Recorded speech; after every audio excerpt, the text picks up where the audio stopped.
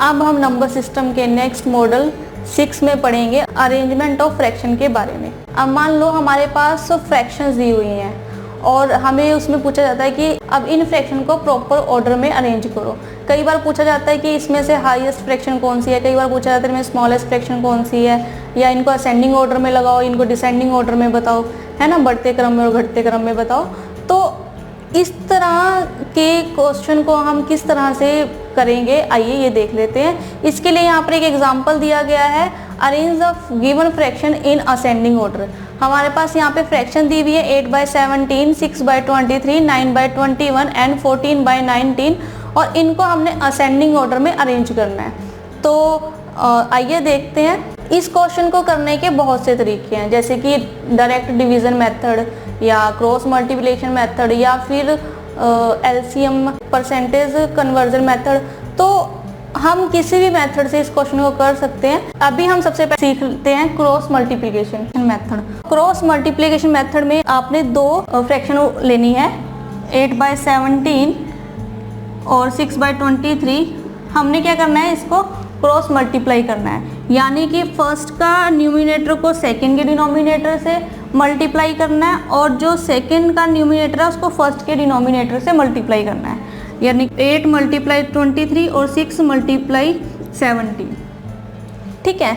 अब 8 को 23 से मल्टीप्लाई करेंगे तो ये आएगा 184 और ये होगा 102। अब अगर हम इनको कंपेयर करें तो यहाँ पर 184 बड़ा है 102 से, यानी कि 8/17 जो फ्रैक्शन है वो बड़ी है 6/23 की फ्रैक्शन से।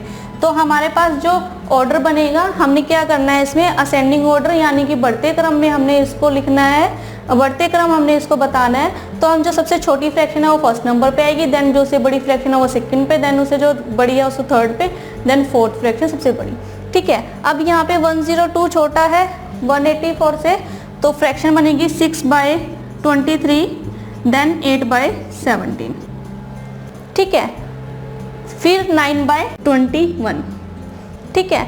अब हम क्या करेंगे, फिर से 8/17 और 9/21 को कंपेयर करेंगे, क्रॉस मल्टीप्लाई करेंगे। अब अगर हम इनको क्रॉस मल्टीप्लाई करें तो 8 को मल्टीप्लाई करेंगे 21 से और 9 को मल्टीप्लाई करेंगे 17 से, और अगर हम 8 को 21 से मल्टीप्लाई करें तो ये आएगा 168 और ये आएगा 153। 8 को 21 से मल्टीप्लाई करके आया 168 और 9 को 17 से मल्टीप्लाई करके आया 153। अगर हम इनको कंपेयर करें तो 168 बड़ा है 158 से, यानी कि जो 8/17 है वो भी बड़ा है 9/21 से। तो ये फिर से अरेंजमेंट बना 6/23, फिर आएगा 9/21 और फिर आएगा 8/17 और फिर आएगा 14/19। अब हम 8/17 को 14/19 से फिर से क्रॉस मल्टीप्लाई करेंगे और ये कंपेयर करके फिर देखेंगे कि कौन सा फ्रैक्शन इनमें से छोटा और बड़ा है। फिर हम 6/23 और 9/21 का भी क्रॉस मल्टीप्लिकेशन करके देखें, क्योंकि हमें अभी तक ये भी नहीं पता कि इन दोनों में से छोटा या इन दोनों में से बड़ा कौन सा है। और इस तरह से अगर हम इसको करेंगे तो ये प्रोसेस काफ़ी लेंथी हो जाएगा। हाँ, आप इसको, अगर आपके पास 2 फ्रैक्शन दी गई हैं, 3 फ्रैक्शन दी गई है, अगर आपको उनको आपस में चेकआउट करना है कि वो लार्जेस्ट फ्रैक्शन क्या है, अगर आपको ये चेक करना है तो आप क्रॉस मल्टीप्लिकेशन के साथ जा सकते हैं। अभी तो मैं इस मेथड को यहीं पे ड्रॉप कर रही हूँ। ये था क्रॉस मल्टीप्लिकेशन मेथड, लेकिन इस क्वेश्चन के अकॉर्डिंग ये मेथड बहुत ही लेंथी और ये टाइम टेकिंग प्रोसेस रहेगा। नेक्स्ट मेथड हमारे पास एलसीएम मेथड। अब एग्जांपल हमारे पास कोई 2 नंबर दिए हुए हैं 3/4 एंड 5/8। अगर हमें इनमें से चेक करना होगी कौन सा नंबर इसमें से बड़ा है और कौन सा नंबर इनमें छोटा है, लार्जेस्ट और स्मॉलेस्ट नंबर हमें यहाँ पे फाइंड आउट करने हो, तो हम इनका एलसीएम लेंगे। एलसीएम अगर हम लेते हैं इसका तो 8 आएगा एलसीएम। अगर हमें इसको 8 बनाना तो हम इसका डिनोमिनेटर को भी 2 से मल्टीप्लाई करेंगे और न्यूमिनेटर को भी 2 से मल्टीप्लाई करेंगे, यानी कि ये आएगा 6/8 और ये 5/8 ही रहेगा। ठीक है, एलसीएम लेके। तो अब हमें पता है कि 6/8 बड़ा है 5/8 से, तो 3/4 बड़ा है 5/8 से। लेकिन अगर हम इसी मेथड की बात, एलसीएम मेथड की बात अगर हम इस क्वेश्चन में करें तो ये भी टिपिकल मेथड है इसके लिए, क्योंकि जो हमारे पास यहाँ पे डिनोमिनेटर दिए हुए हैं ये हमारे पास मोस्टली प्राइम नंबर्स है, और अगर हम प्राइम नंबर्स के एलसीएम की बात करें तो वो इन सब का प्रोडक्ट रहेगा। 17 multiply 23 multiply 21 then multiply with 19 जो भी आएगा वो हमारा एलसीएम रहेगा, और ये मल्टीप्लिकेशन में ही बड़ा टाइम ले लेगी, तो हम इसमें एलसीएम मेथड को भी ड्रॉप कर रहे हैं, यानी कि एलसीएम मेथड भी इस क्वेश्चन को सॉल्व करने में यूजफुल नहीं है। थर्ड मेथड है कि जो फ्रैक्शन है, फ्रैक्शन को कन्वर्ट कर लो परसेंटेज में। हमने स्पीड मैथ में फ्रैक्शन को परसेंटेज में कन्वर्ट करना सीखा था और परसेंटेज को फ्रैक्शन में कन्वर्ट करना सीखा था, है ना।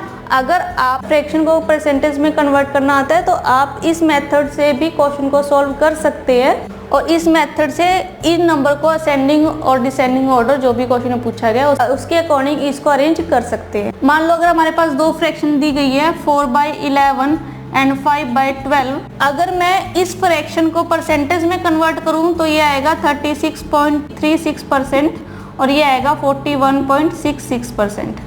ठीक है, अब अगर मैं इन्हें कंपेयर करूं कि इनमें से 36.36% छोटा है 4.66% से, यानी कि 4/11 छोटा है 5/12 से।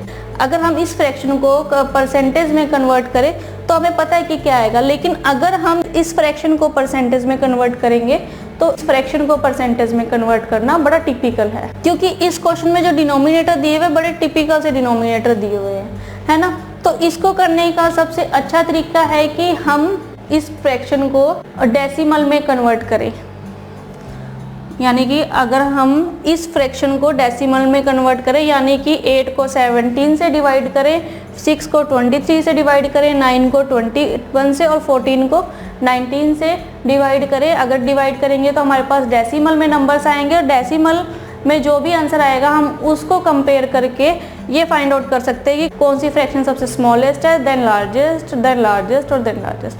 हम उस हिसाब से इसका असेंडिंग ऑर्डर डिसाइड कर सकते हैं। अब अगर हम डिवाइड करें 8 को 17 से तो ये आएगा 0, 4 पे जाएगा ये, 17 4 ज़ा 68, देन 7 पे जाएगा ये, रिमाइंडर बचेगा हमारे पास 6। तो हम अगर इसको डेसिमल में कन्वर्ट कर रहे हैं फ्रैक्शन को, तो हम मैक्सिमम और मिनिमम डेसिमल के बाद 2 डिजिट तक ही जाएंगे। और मैं इसकी डिवीज़न को फिनिश कर रही हूँ, यानी कि अगर मैंने 8 को 17 से मल्टीप्लाई किया तो ये मेरे पास आया 0.47। ऐसे हम डिवाइड करते हैं 6 को 23 से।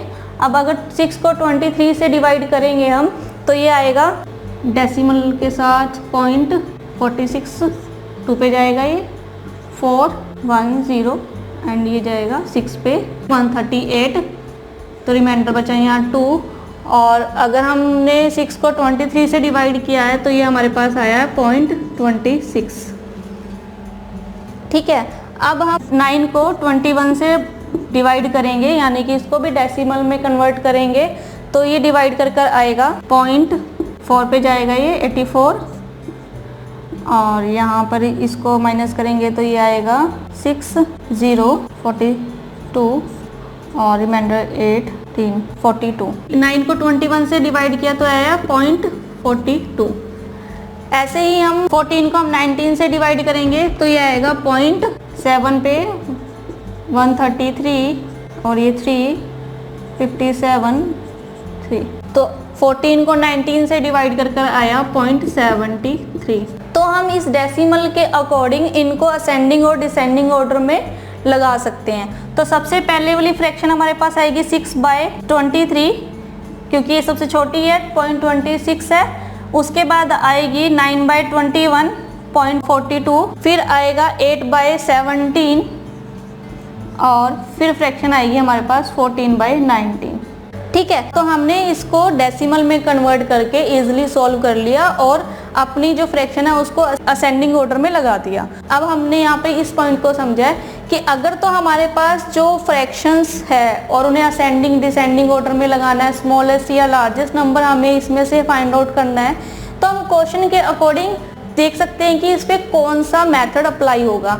अगर तो अभी इसी क्वेश्चन में ये था कि इसके डिनोमिनेटर ही बड़े टिपिकल से थे, प्राइम नंबर्स है, और अगर हम इनका एलसीएम निकाले तो सबको ही मल्टीप्लाई करना होगा, और अगर हम इसको क्रॉस मल्टीप्लिकेशन मेथड से करते हैं तो ये बड़ा ही लेंथी प्रोसेस है। अच्छा, इसको परसेंटेज में कन्वर्ट करना भी कोई इजी टास्क नहीं है, लेकिन इसको डेसिमल में कन्वर्ट करना आसान था तो हम उसके साथ गए। अब ये डिपेंड करता है कि आपको किस तरह का क्वेश्चन दिया गया है एग्जाम में, या आप किस तरह के क्वेश्चन सॉल्व कर रहे हो। आप क्वेश्चन के अकॉर्डिंग ही मेथड को अप्लाई कर सकते हो, और ये आपको डिसाइड करना है कि किस क्वेश्चन के लिए कौन सा मेथड सबसे बेस्ट रहेगा। तो ये सब था हमारे पास नंबर सिस्टम। तो आप नंबर सिस्टम की अच्छे से प्रैक्टिस कीजिए। Thank you.